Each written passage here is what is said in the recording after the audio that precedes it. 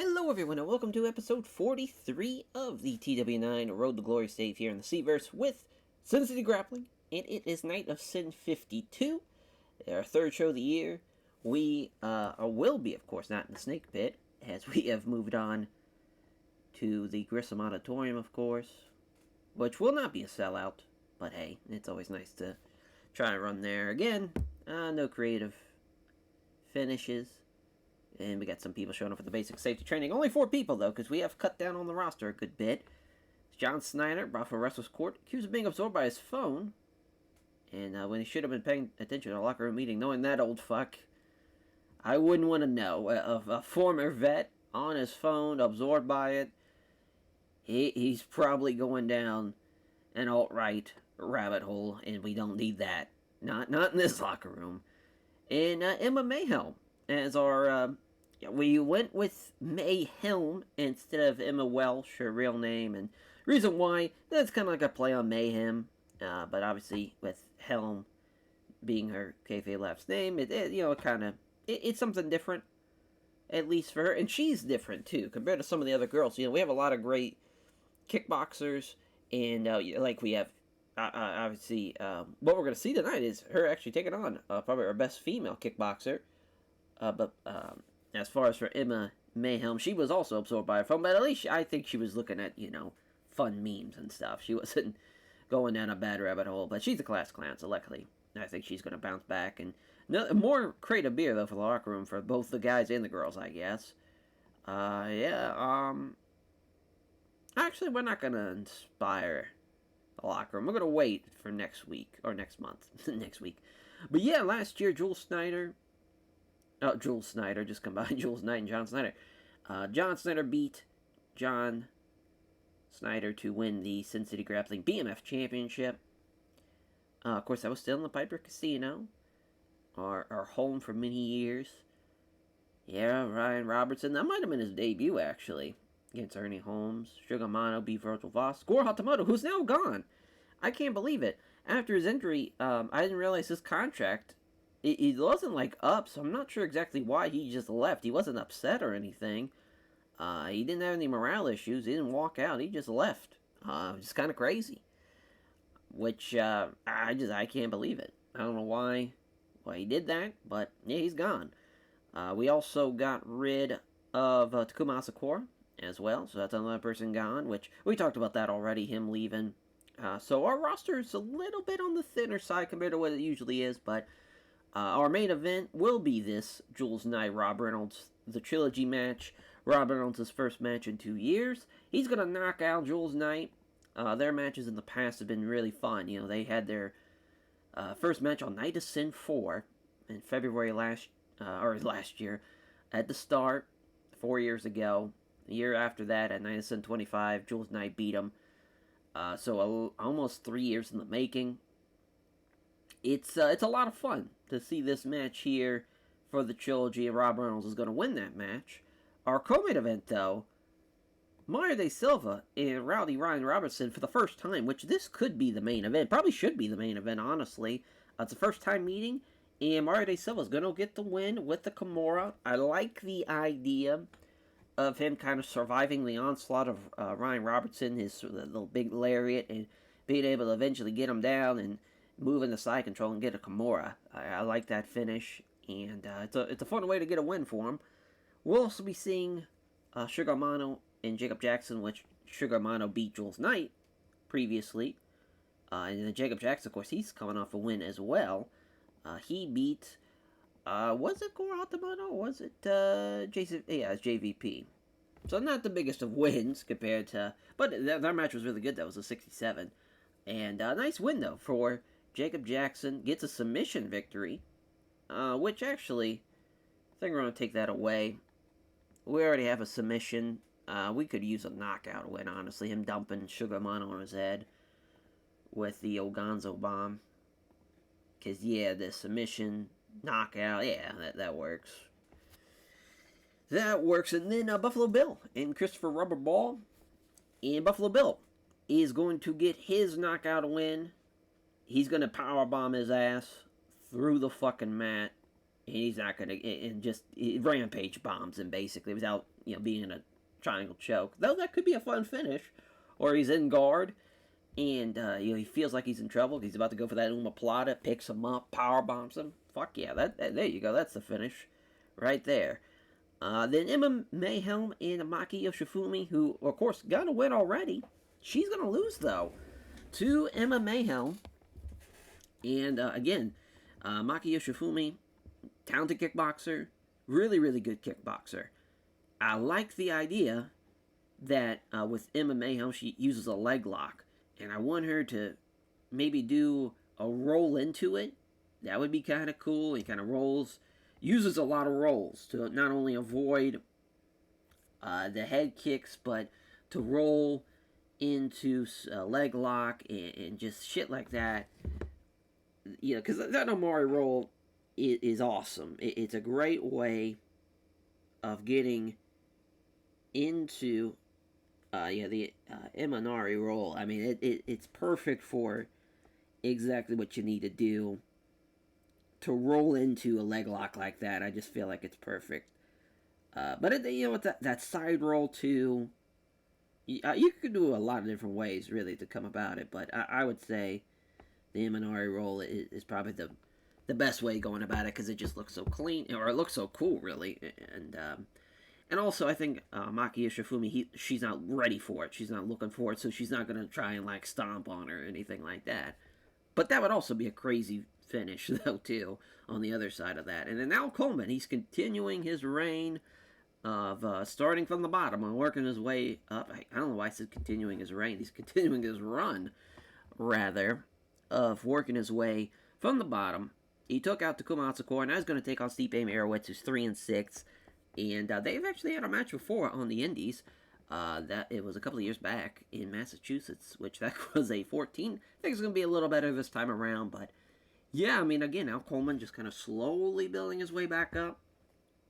And we will announce then, this will just be us doing it, that on the next show, I guess I'll be the segment host, we will be seeing,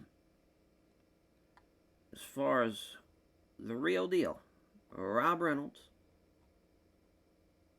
off screen, and Jacob Jackson. The winner of that bout will take on Scott Hadley. And I think that is a big time. Well, actually, I think what we're going to do is we're going to talk about that match, Jacob Jackson and Rob Reynolds. And Mario De Silva, he's going to be having a match over Buffalo Bill. And basically announcing those two matches, that it will come down to not only, for Mario De Silva, he's already faced the champ, Scott Hadley, I think twice now, but he hasn't fought him this year. I'll say that, but it's been although it's only been one time. I was thinking it was multiple times. He's fought him in the past. He did lose to Christopher Ball previously. Obviously, that's kind of like his one actual loss that hasn't been a championship loss. But if he can beat Buffalo Bill, who just powerbombed Christopher Ball into oblivion, if he can get that win, that's a really, really credible chance of him getting a title match. Same thing for Buffalo Bill. Same thing for Jacob Jackson if he can beat Rob Reynolds in his return back after he's knocked out Jules Knight. Kind of hyping up these four as the next contender potentially. And it's kind of all about proving themselves, maybe with how they finish, if it's a quick finish, if it's a dominant performance, shit like that. So it's building up the four men exclusively, while also just hyping up the matches themselves. I think that's kind of the best way of really going about it. So yeah, well, it'll be a pre-taped, just hyping up the hype up the next show. That's just what we're going to call it. But basically, it's hyping up the four potential contenders for our champion. Again, I hate that you can't do a pre-tape because that makes no goddamn sense. That you have to be a certain level. Because anybody can just re-record something on your goddamn phone. But yes, 3 minutes might be a little too long. We'll drop it down to 2. I think that's more on the money. Because, again, really, Jules Knight, because, Jules Knight coming into this match, he's 14-10-4. I believe that's correct. I believe he did not need updated. Oh, no, yeah, he just did lose to Sugar Mano, which, again, is kind of weird that he's... yeah, now that I'm thinking about it, him being in the main, even though it's Robert Reynolds' return, I don't think that's the right match to main event. I don't think... Yeah, because, his last win, literally, was John Snyder, which is kind of crazy that he has now lost 3 in a row. It has not gone well for him. Yeah, we'll put that... actually, put it here. Yeah. Actually, trying to think. No, that's fine. I was gonna put it there, kind of in the middle. Ah, fuck it. Why not? And a huge loss though for Ryan Robertson, Jacob Jackson. He's gonna win, and basically all 4 of these winners hyping up the next show. It just works out perfectly. 60 minutes, right on the dot, too, on the time. Yeah, we're looking pretty good. I just want to make sure this is right at 9 minutes. Yeah, and everything else is at 8. It's kind of weird. And then, yeah, we got 5 and 4 here. But, yeah, I think we're good to go. It's crazy because Goro Hatamoto was going to be involved on this show. He was going to have a match with Rowdy Roddy Robertson, of course. Now that's over with, and now we've had to switch gears. But this is a hell of an advantage for, I would say, Mario De Silva's run has been pretty spectacular this year. He beat, as far as John Snyder, was that January, I want to say? Oh, no, January he beat Virgil Voss. Then he beat John Snyder. So, yeah, really, and his 3rd win in a row. He's been a busy guy, and he's going to wrestle again next month, too. He's definitely a viable contender. There's so many guys that are waiting in the wing, really, to get that shot. Because now Hadley, he's had the belt now. It will be coming up on a year. He's still got a ways to go, but he's defended the belt 6 times. This has been probably his longest kind of time of not defending it, though. I will say that. But yeah, still, he's still got a ways to go. But he's going to be close. He's going to be at about 361 when you think next month, and then he will be passing Cali Slick, of course, Scary Terry Roundtree, but because yeah, January, November, oh wow, actually the August to October run was probably the longest, which even then it's only 1 month, so yeah, this is definitely the longest. Yeah, because usually it's just been like a month in between, and this time it's going to be 2 months now. Actually, it's going to be 3 months. So and he's earned it, though. He definitely has. That is for sure. And that's, sometimes you got to be smart about those types of things. You don't want to overdo it. You got to, because it's not like, you got to think of it like a real UFC champion, or a real kickboxing champion, or, Ryzen, Pride, any MMA, or any just martial arts in general champion. They're not going to be defending the belt so constantly. Just doesn't make sense. Sometimes you got to give them a break and build up your contenders. And I think this is a great way of doing it, especially with how Hadley's kind of wrestled half those guys already. So, yeah. But besides Rob Reynolds, who again has returned. So I think now we're good to go, though. And holy shit, yeah, Al Coleman, he knocks him out again with that running knee lift. Got the show off to a strong start. Got the crowd hot. Not a lot of people, though. I thought there'd be a lot more. Only 887. Yeah, Maki is still rusty, but my God, is MMA Helm phenomenal in this. And, of course, with a Brazilian Jiu-Jitsu background, that's perfect for what we need.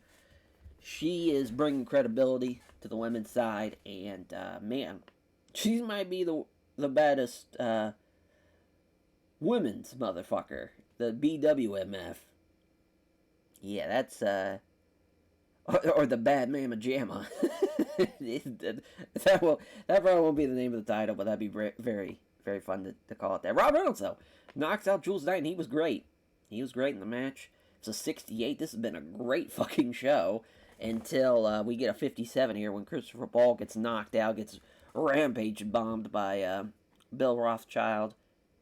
Fun finish, though. I do love that visual. And then our next matchup, Sugar Mono gets knocked out by Jacob Jackson, gets dumped on his head. We've had some violent knockouts, though, tonight. Jesus, Murphy, and dumped him right on his goddamn head. And Jacob Jackson outperformed him, too. And then Mario De Silva actually only gets a 60 with Rowdy Ryan Robertson. Gets it with the Kimura in 8:36. Hell of a match, though, and De Silva did outperform him. And, yeah, the post-show hype kind of angle did not work out really at all, but that's fine. It would just be for kind of post-show things. And, yeah, we definitely desperately need to put more into our departments here. But, again, we've had to deal with our fucking funds being all fucked up thanks to a $100,000 fine. Man, what a... Rob Reynolds, great to have him back. Come here, you son of a bitch. Emma Mayhem, fantastic tonight. What a debut. Real bright spot, maybe the ace of the division, to be honest. And, boy, who else? There was some great stuff, though, tonight. A lot of great shit. Al Coleman was great. Yeah, I mean, there's some good stuff. Man, oh man. And Jacob Jackson was really good, too. Silva was good. There's a lot of great talent. A lot of great talent we have out there. Let's go with Jacob Jackson, actually. Oh, no, we already hyped him up last month. We'll go Mario De Silva.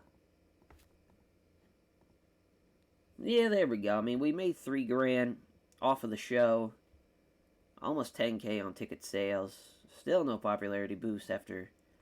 It took forever to finally get one until last show, but another long wait probably. But once we, I mean, we're going to put money into the company for sure. We're getting slowly there. We're already at $5,000 on the month. We're going to probably get the rest off sponsorship because it's about halfway there, give or take, already. So we are spending a good bit on workers, though, compared to what we usually do. But we're still making money, so that works out. We're getting about $10,000 around that. Sometimes a little under $9,000, but in that range, about every show. And we're getting about $1,000 of merch. Things are looking good. We're gonna be out of the red in no time. As for me, Night of Sin 53, what a show, though. Two great title contender matches, and really it's going to come down to, I think we're going to have Hadley. I like the idea of having him choose who he wants to face first. Instead of, doing, of course we could do a triple threat. Maybe he'll be like, I'll take them both on, I'm hardcore type of situation. Because we have done a triple threat in the past, but I think that would kind of be I don't think that's really necessary right now. But again, it could, maybe that's going to happen because he's just got such a big head now. He thinks he's unbeatable type of thing. But that will do it, though, for this episode. Thank you all for watching, and we'll catch you guys next time for Night of Sin 53. Take care, everyone.